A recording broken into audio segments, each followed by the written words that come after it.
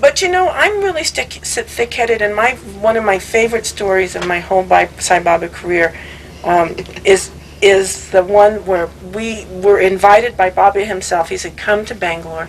I'll give you a place to live. I'll take total care of you. I love you. I'm your mother. I'm your father. I'm your real mother and father. You have nothing to worry about. Your parents have nothing to worry about. Come live in my house." That was right. He said that right to us. And so we get to Bangalore, and this is the 6 weeks. It was really the 6 weeks hot. It was the 6 weeks from hell in Brindavan, which everybody always thinks is. Baba never came out. He never gave darshan. We lived under this tree. And Michelle and Jai were going in every day. It was heaven, but when I got back at night, I knew I was in for it. Well, she didn't mix with us very much because No, we she were was pretty too low uppity. life at that time. So we were too uppity.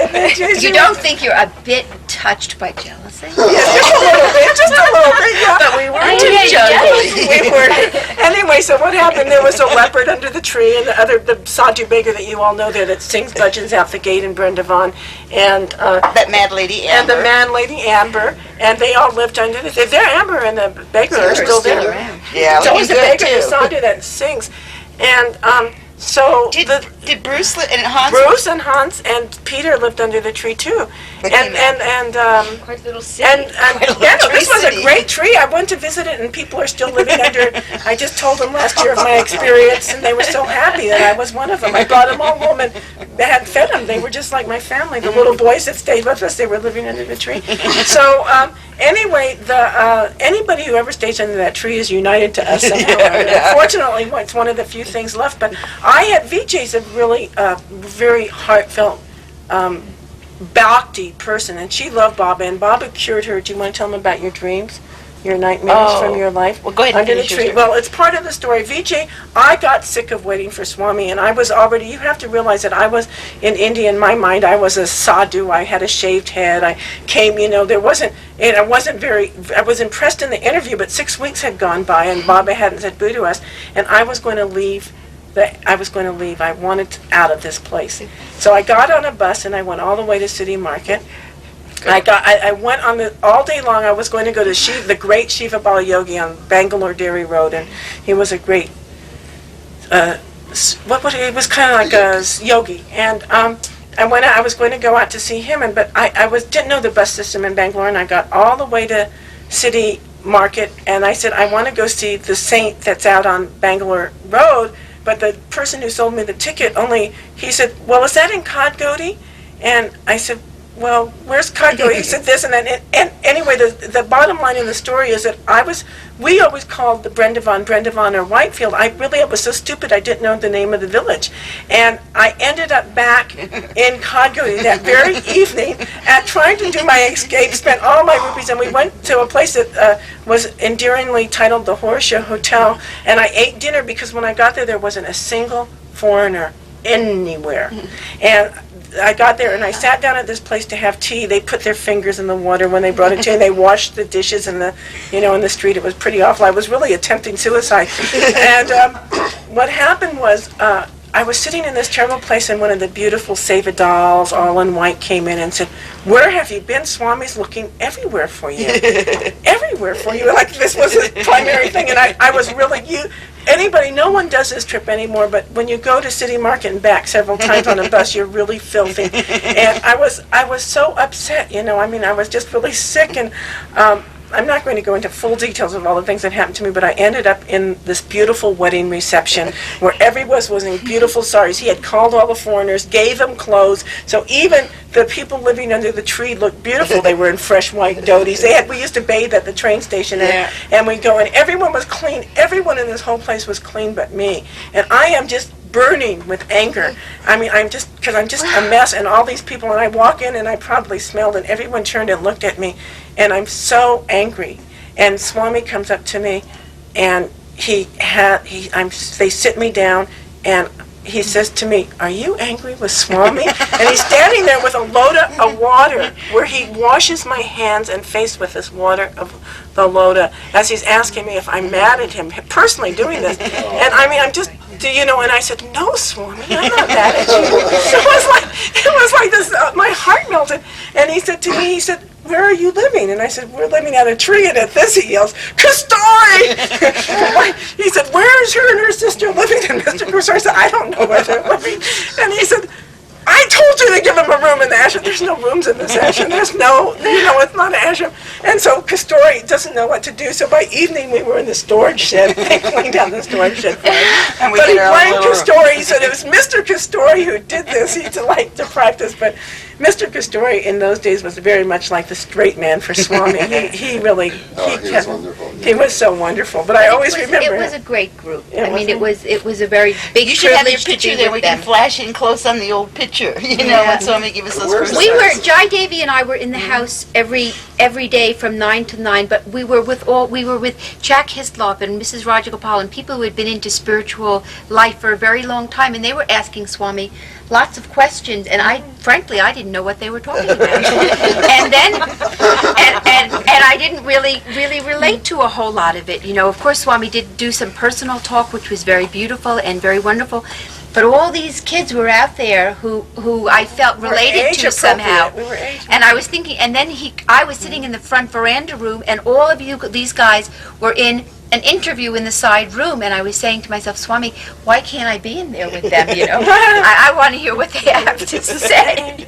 Don't you have And that the picture? next day, he started calling all of us, and then Yeah. Hislop, and they all left, and, Yeah, they and I did got to separate be it part out. of It your... did separate out. And I got to be part of your group. And if he didn't talk to us for 3 days, we were hysterical. We were hysterical. We were hysterical. And Swami came up one time and he says, why?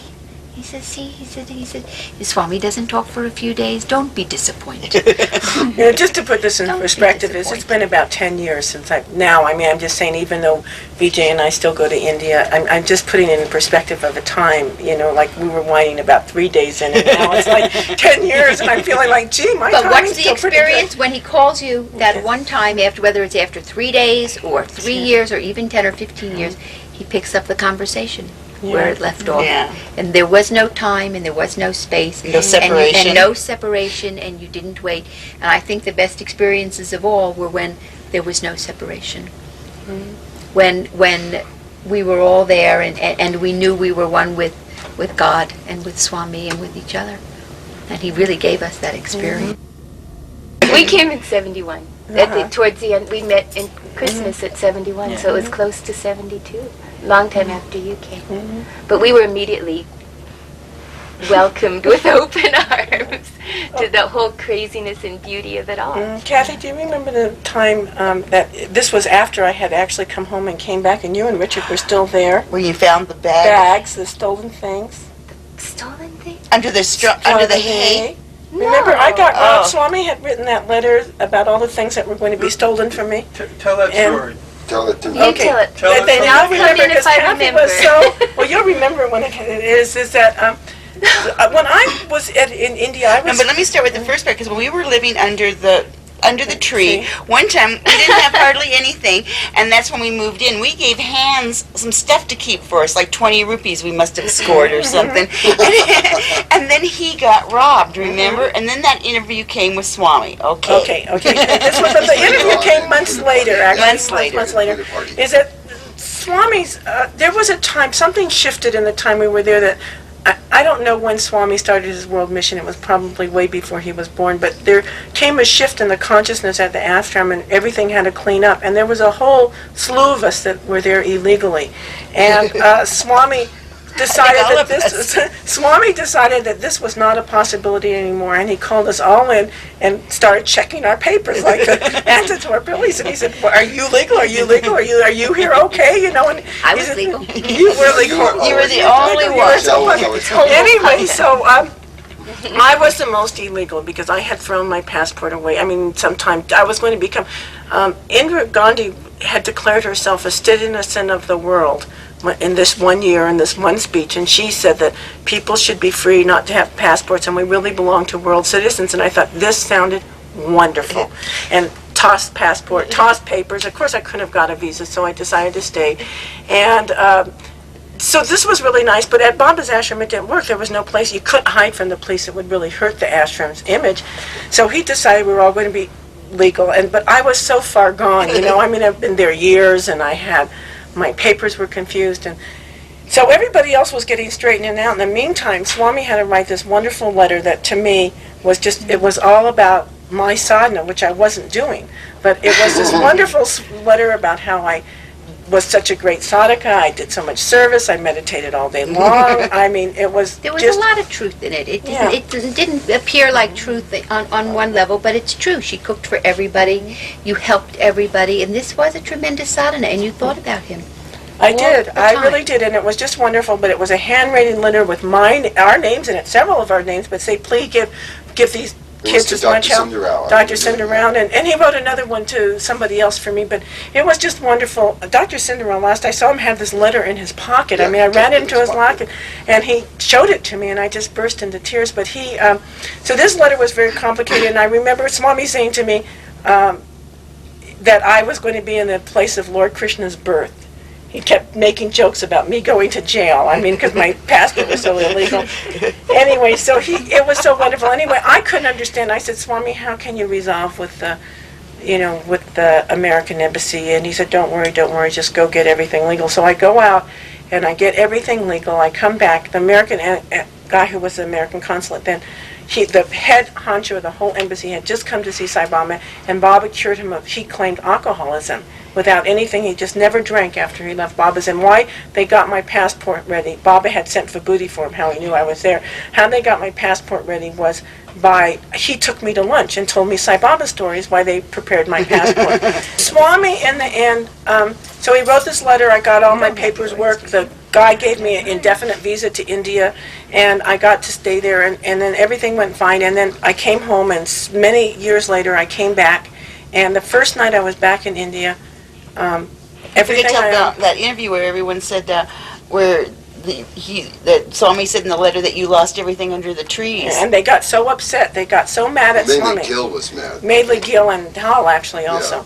And they were so upset that it was really the beginning of a different time at Swami, because they actually literally called Swami a liar. This was like the most bizarre thing. They Yeah. just publicly went around saying Baba's lying. They were very jealous that Baba was giving me this attention, I feel. Anyway, so in the end, that happened, and then I got my papers, and of course nothing had been stolen, and I wasn't doing hours of sadhana a day except for cooking for people. But years later, and this was many years, probably 4 years or 5 years, quite a long time later, but Kathy and Richard were there, and I came back to India, and it wasn't years later, that was, I had come back once, but it was a long time later. I came back, I had come back to America, I inherited the Feathered Pipe Ranch, I went back to India with a lot of things, all the things that Swami listed, which were tape recorders, cameras, money, everything he listed in the letter I actually had with me. And the first night I'm back in India, I'm at the Twin Palms Country Club, our little pump house where we lived, and somebody comes and they robbed me and my girlfriend that came back to India with me. And We were all sleeping out that night. Hawaiian Suzanne and me, India and her Jill. And Jill. And the thing is, we didn't even wake up. Mr. Castori said they used sleeping dust on us, but they took everything of mine and Jill's. And she goes to Darshan in her petticoat saying, Swami, Swami, in my we're gonna rob you." No, I didn't even go to Darshan. I went right over inside the guard, and the Rajmata came out, and she said, India, what are you doing here in your underwear? This is the first time she's seen me in years. And she ran in, and she got a blanket to wrap around me, and she said, I'm getting Swami. And really, 2 words, Swami was out. And 2 minutes later, and he looked at me and said, what are you doing here in your underwear? And I said, Swami, everything I've owned's been robbed. And he threw his head back, hit his robe, laughed. In those days, he cheered Beatles, and it was all red, his lips, and he laughed so hard, and he looked at me and said, what, already? And so everybody thought this was a good story, but they said, if this is true, because Swami wrote that stuff in the letter about you years ago, then how come Jill's stuff was robbed? We stayed for 4 months that time, and the day we were leaving is Richard and Kathy, do you remember this now, came running across the field. I remember now. And they came and they found, they had just turned a hay pile, and they found all the baggage, all the bags. And in everything except my airplane ticket was still in my bag, and my airplane ticket was not listed in that letter, but the tape recorder was gone, the camera was gone. Everything was the gone. money and Jill's bag was totally intact, including her $200 or $300 cash dollars that were in the pocket of her little Ashbikosh pants. And I always thought, one thing that I really knew about this after that is that Swami's time is cosmic. And I never, ever again doubted when I go to Swami in these last 10 years and he said, I'll see you. I'll see you. I always know that as long as I'm in this body, I'm going to get seen by him again sometime before I die. Because I just know from that experience it took years for the truth to manifest. Because the other things that happened in that amount of time from the time he wrote the letter is I had a very strong practice of meditation. I was sitting a lot. I was doing everything he said in that letter at that time. Exactly. So it was really amazing.